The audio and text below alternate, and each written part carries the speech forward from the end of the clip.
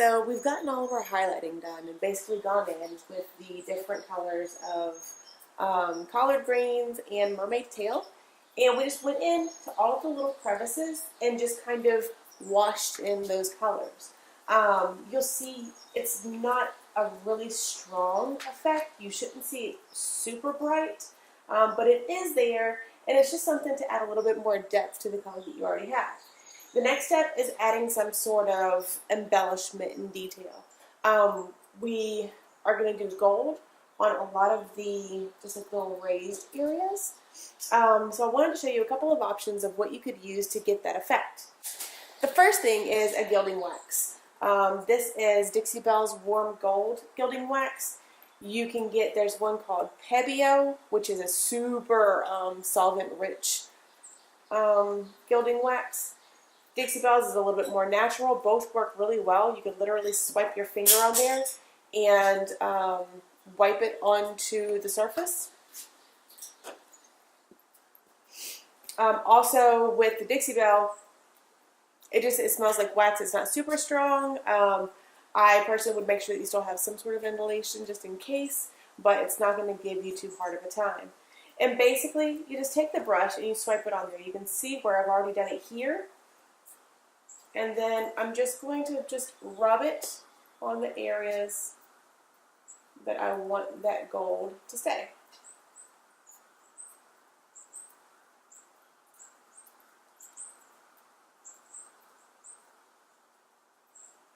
So it's not painted on, it's almost dry brushed on.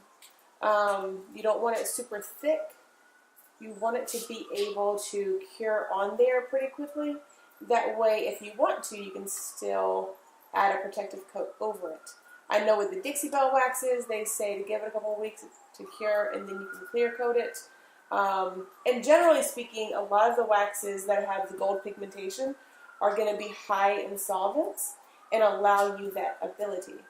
And if you don't, honestly, it's kind of no big deal with these guys. With the amount of solvents that are in them, normally they harden really well and you don't have much of a problem with them wearing away or anything like that. Okay. The other option that we have, and it's an option that I always come back to because quite frankly it's just gorgeous, is, make sure we're in the frame.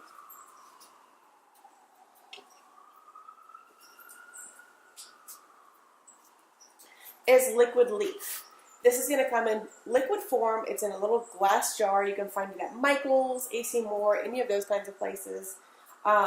Definitely use outside. The stuff will tear you up if you decide to try to use it indoors without ventilation.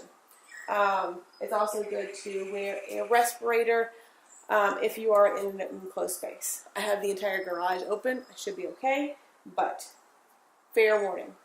So you're just going to dip your brush in, not a lot. Make sure you wipe off the excess. And remember, this has got a lot of solvent in it, so it's going to want to dry rather quickly.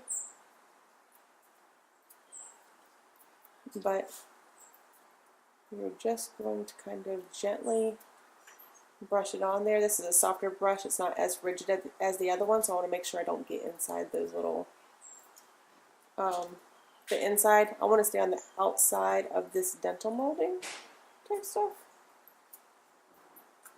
But you'll see it gives you incredible, quite opaque coverage.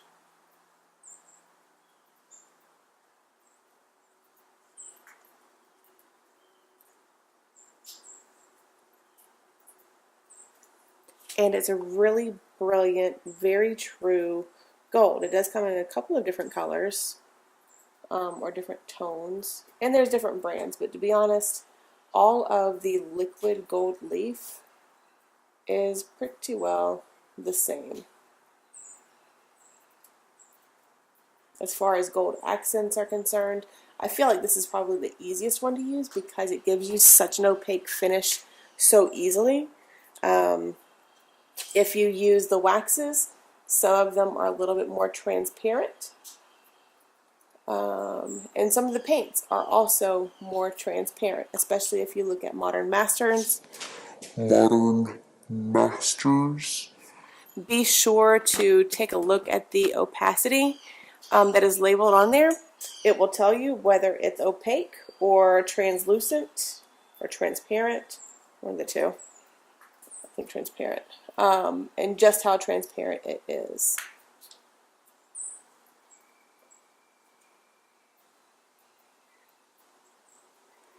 And so this is a time where you breathe a little bit and just kind of meditate through it. Don't drive yourself crazy. Don't try to speed through it. Just kind of enjoy the process.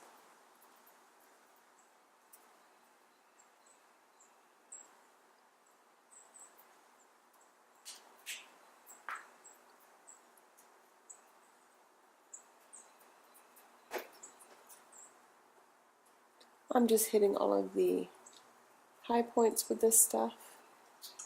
And our next step will be going through and doing a color wash over the entire thing. Still debating on a light versus a dark wash. Once again, too, if you're using something that has a lot of solvents in it, like the liquid leaf or like the Pabio gilding wax, you're not going to have any problems painting over it, and for whatever paint you need to stick to it to be able to stick to it. If you use some of the more natural waxes, you may have to give it a while, make sure that it's good and cured before you attempt to do that.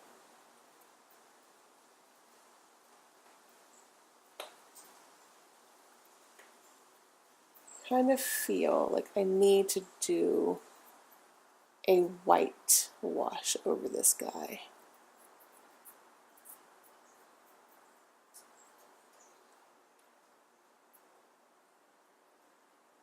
I'm curious what y'all think. I don't know how I feel about the collard greens and the Mermaid Tail. I feel like they're kind of clashing with this gray, which I knew was going to be a possibility. And I feel like, especially because we have places where once it is maybe accidentally knocked or bumped, there may be some distress that comes through as white. So I feel like we should really take on a lighter look. You'll notice that I'm going over the initial wax that I put on here. I'm going to test it in a little bit. It should be okay because they're both wax-based products basically. One is just more mineral spirits and the other one is not. So we'll see. I'll test it out in a little bit. That's one of the things that I love to encourage you guys to do. Feel free to test the waters, but be willing to realize that some things are not going to work, and that's okay. If it doesn't work, just don't do it again. If you need to, start over. It's just paint.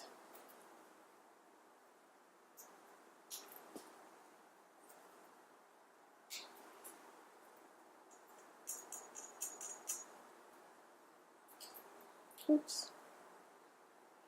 And if you do have something like that happen where you really need to take that away, this stuff completely dissolves away with mineral spirits.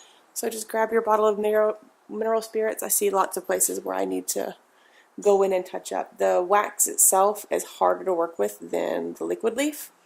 So I'm going to zoom you around, but yeah, take a Q-tip and mineral spirits and that'll come right away. And there you go. I'm going to keep going. and see if I can't get some of these gold details knocked out.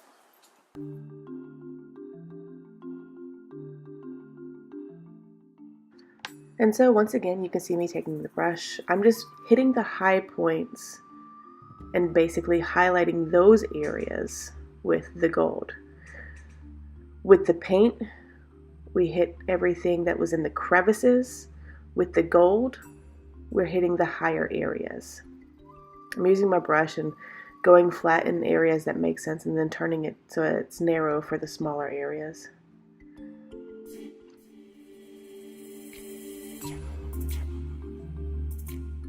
The liquid leaf should give you a fairly opaque look. You don't want to go back and use 2 coats. Just 1 coat coverage is sufficient.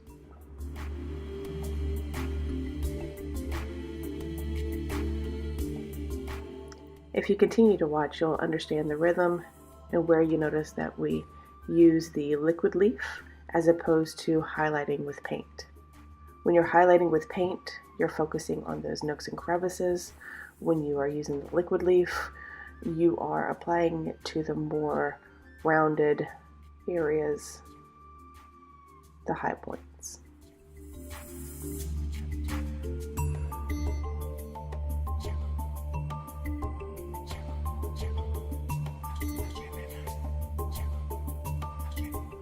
Something else noteworthy whenever you're adding the liquid leaf is you want to focus on areas that have a definite stop and start.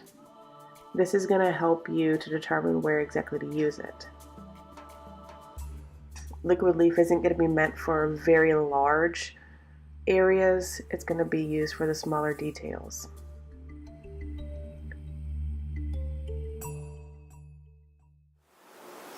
Alright guys, here we are again with our table, and we have done all of the prepping, the painting, the blending, the liquid leafing, and as you can see, it's actually not looking bad, right?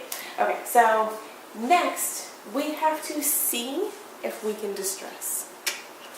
Can we? I don't know. We really won't know until we actually do it a little bit, but I like to distress after I've done the embellishing, because the embellishments should have been there all along, right? So if there is distress work done, you want to do that after you do all of your embellishments. How will we know if we're going to keep it? We have to see what comes through whenever we distress back. So remember, we have paint layers and all kind of funkiness that we're working with. We have to see how it looks. So let's go. Okay, here you see I'm using my 150 grit flexible sandpaper. This is great to taking to the edges and really breaking through the existing finish. The 150 is just abrasive enough to do the job without making it too scratchy. Flexible sandpaper can be used to pull across the surface as you move it from side to side. Using a brush, often I will brush away any of the dust. This eliminates getting excess paint or oils that are on my hands on the surface.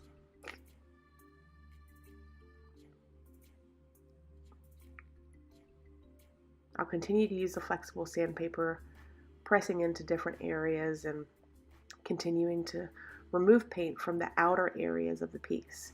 Generally, I won't use it on the inside because, as life would have it, you typically would not normally naturally wear away paint in those areas. So I focus on the edges and the outer areas.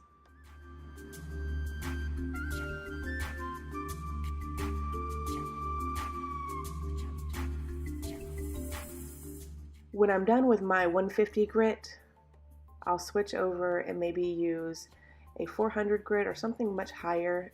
Typically this is going to be in a paper sandpaper, not a flexible sandpaper. But this allows me to really smooth out those edges where the paint begins to come away. As you can see here, you can begin to see the white paint up under where the distress work is happening. So once again, for this project, I have to be careful where to distress, and this is going to help me make the decision to create a whitewashed effect over everything. Using a black wash would simply fight the colors that we have going on here. I'll continue to do this over the entire piece.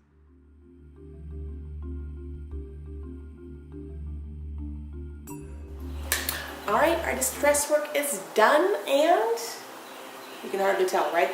So all you do whenever you go through distress work is you want to add a touch that makes it feel like it's been sitting around for many years.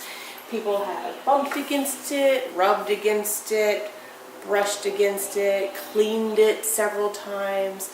So you want whatever wear that you're going to show to look like it got there naturally. So that said, the way that I approach it is by taking my sandpaper. As you saw, I used my flexible 150 grit. It's a great grit to be able to break through what you have going on there, as well as not be too harsh and cause problems. I follow this up with my super gentle 400 grit. Unfortunately, the flexible sandpaper doesn't go up very high, but because it is flexible, it isn't as harsh as the paper. So my 400 is a paper, but it does a great job, and it's super smooth. The higher the grit is, the more little bumps that are on there, and the less abrasive it's going to be. So this is going to leave me a really fine, pretty finish. So, taking my flexible sandpaper, I simply hit the edges where I felt like people would have hit this piece, bumped up against it, rubbed against it over time. And you just begin to wear away. I came down here, I hit the high points, the edges, down at the feet, the high points, the edges. Also, I took it, and where the gold is, I went ahead and just kind of gently went across. And what this does is it brings some of that gray, green, blue paint back through, so that the gold isn't quite so gold. I even used it in some areas to kind of touch up and bring that paint back through where maybe I went over with the gold and didn't make a very clean job of painting in the gold leaf. So, we do have some of the old colors coming through. I feel like those are going to fade back and it's going to be fine. It kind of takes on a little bit of a wood tone in some places, and in some places it's white. For the wash, we're going to do a white wash instead of a dark wash. In the past I've done dark, and it gives it a really kind of just old, smoky kind of color. Today, we're going to aim for coastal. So coastal glam maybe. We have got our pretty colors. We've got our gold, and hopefully the white wash over everything will give it a really neat kind of coastal vibe, as if it's just been sitting at some house on the beach for many, many years. So, we're going to use Dixie Belles drop cloth again. This is the same color that I used to blend into the middle to lighten up everything. You'll also see me using a lot of different brushes. I have my Dixie Mini because it's a good go-to. The other one I'll probably use is my S50. This is a Klingon brush, and it's really fluffy, so it helps with feathering and such. I have my small brushes because you'll find that I go in to little areas and kind of implement the little pieces of white paint that I want to stick in there. Because not everything is just going to be a flowy wash. We're going to have some places where that paint has caught up in the crevices and been allowed to collect. And then lastly, you'll probably see me using this guy, and this is just a big, huge block brush. A lot of people use it for faux finishes and such. I like to use it because it is so big and fluffy. I'm able to really fan out the details so that I don't have harsh brush strokes and things like that. So, and my water bottle, of course. We're going to be spraying this guy as I go. Like I said, this is going to be a wash. I'm going to show you how you do a wash in a way that you're not taking your paint, pouring in the water, and left with this material that you're not going to use again. I don't like to waste paint at all, and I don't want you to waste paint at all because it's expensive. So what I do instead is I use the paint in conjunction with a wet brush and a water bottle, and just take on little bits of paint as I go.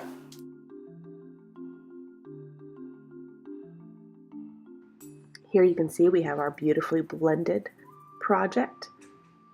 Something to note is whenever you go for your whitewashed effect, be sure that your finish has been sitting there for at least 24 hours. You could do it sooner, but if you do it too soon, you'll find yourself pulling away the existing paint as it hasn't cured enough and really bitten into the project itself. You don't want to have that happen, so give ample time for it to dry and cure before you begin your whitewash.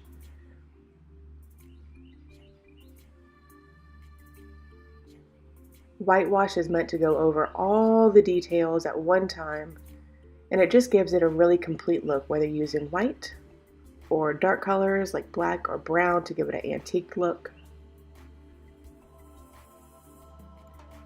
Be sure the piece is free of any kind of dust or debris.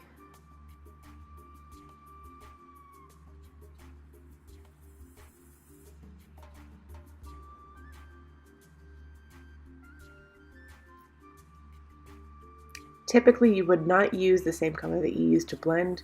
In this instance, it just happened to work out. So once again, I am using my drop cloth and I am painting over the surface.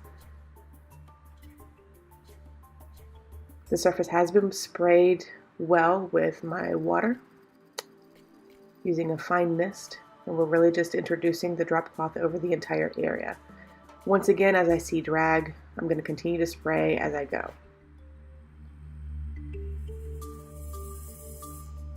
I'm going to continue using my brush and working the drop cloth over every little nook and cranny across the surface. One thing to note is that as we continue, and one area may be completed as we work and continue on to the next, we don't want to interrupt anything that has happened in the previous area. So be very careful and mindful to not disturb anything that you've already done.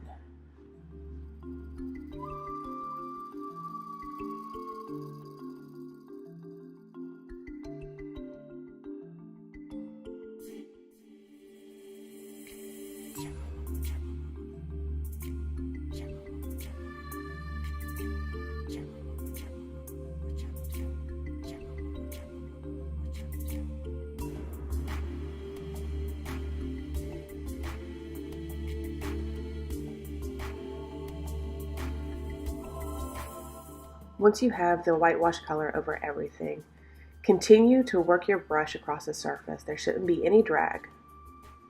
If there is, be sure to use your water bottle to make everything begin to flow again.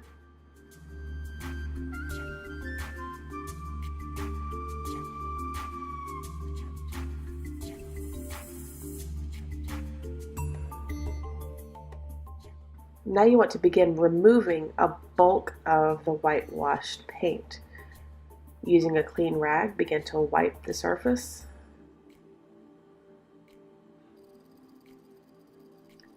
And then using a large block brush, the bigger the better, begin fanning all of the details. Once again, we're trying to remove any striations and lines that exist. Alternate using different tools as needed to make the effect far more cloudy, removing all of the lines. Once again, just like with blending, you'll find that the product is beginning to dry as you work. Because of this, be sure that you're only working in sections that are completely manageable.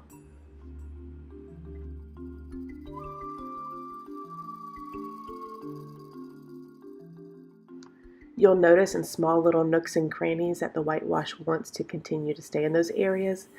Leave them there. This gives a wonderful effect.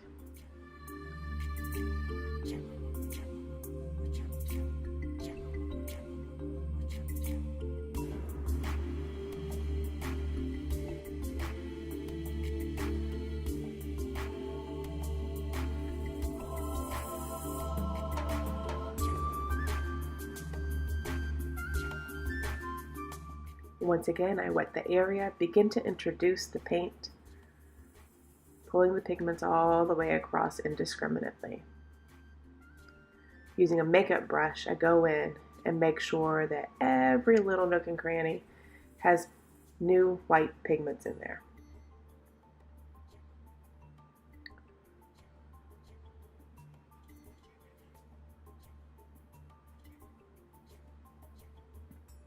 You can also see where I'm adding a little bit more white and details to the top, making sure to focus in those little tiny crevices, and then wiping away the excess with my hand.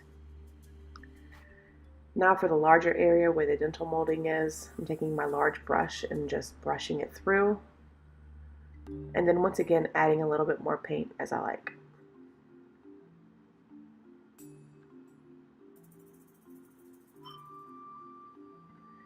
This really tones down the gold details and gives them a very gentle, aged appearance.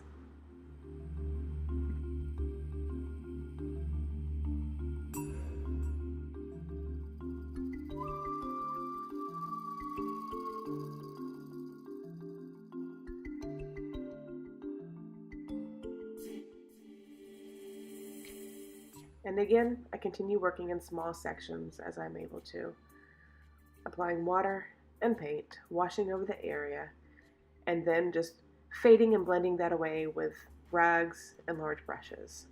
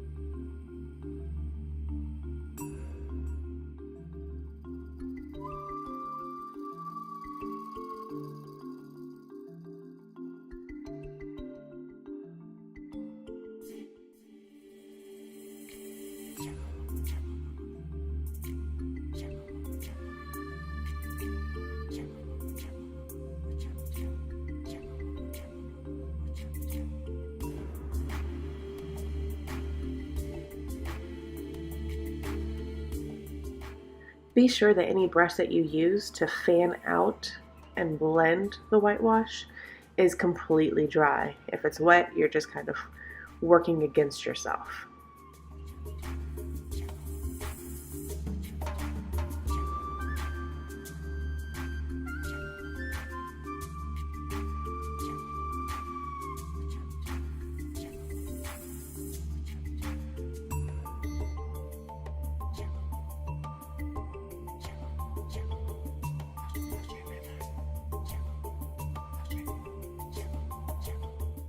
You may find as you continue to work that your brush has gotten to the point that it's saturated with water and paint, and therefore you really don't even need to spray the surface.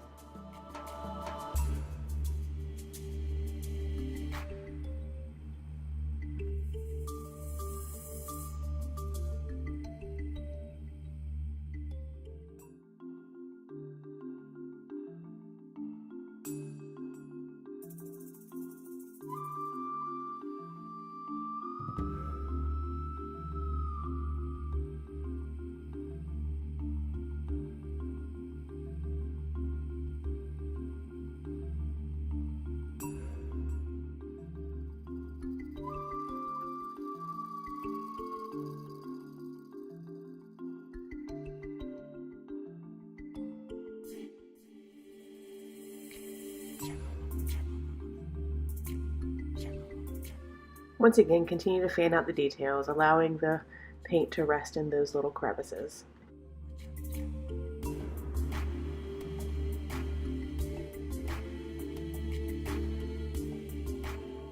I decided to use Gator hide on this piece because it is a table, and depending on the home that it goes in, it could be a very high traffic area. Drinks, vases, things of that nature that could be wet could be set on it. And so the Gator hide is going to give it water resistance and water repellence. Now to move on to protecting the surface. I'm using Gator hide with a sponge that is damp. However, there is no excess water dripping away from it. I'm able to take the sponge and simply dip it straight into my Gator hide. I also have a small angled sponge on hand and ready in case I need it for smaller areas. And now we want to continue to work back and forth. Your sponge should have enough Gator hide that you don't experience drag.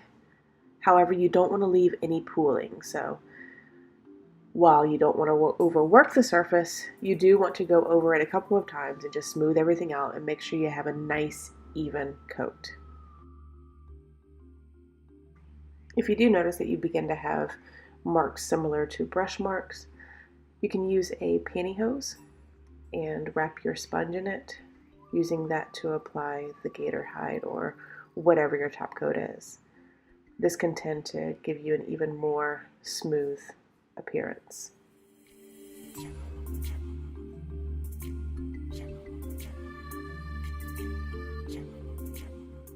I continue to use the Gator hide over the entire piece. Of course, keeping my small angled foam brush handy to work it into small areas or to smooth out little areas that maybe have bubbles or have been overworked. You do want to be careful not to press the sponge too much. This can cause aeration in the product and give you bubbles in the surface. So be sure to work very gently.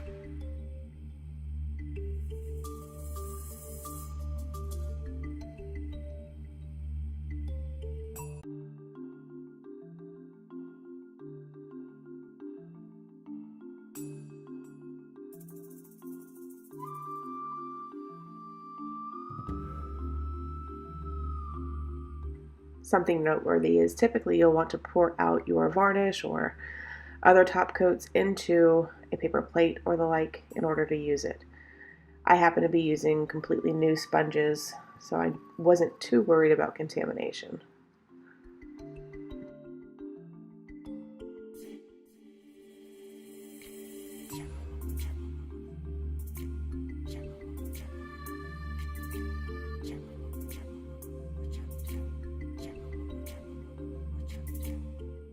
Next, I take a rigid sanding block with my 400 grit sanding paper.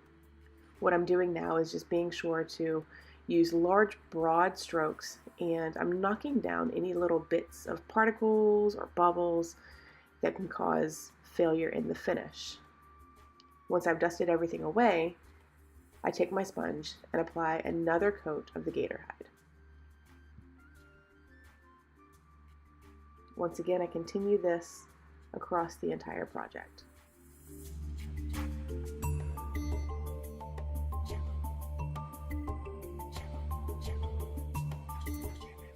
Be sure the first coat is completely dry before adding the second coat. This may take as little as 30 minutes. This could take a couple of hours. Pay attention to the product that you're using and what the requirements are, especially depending on the conditions in your area.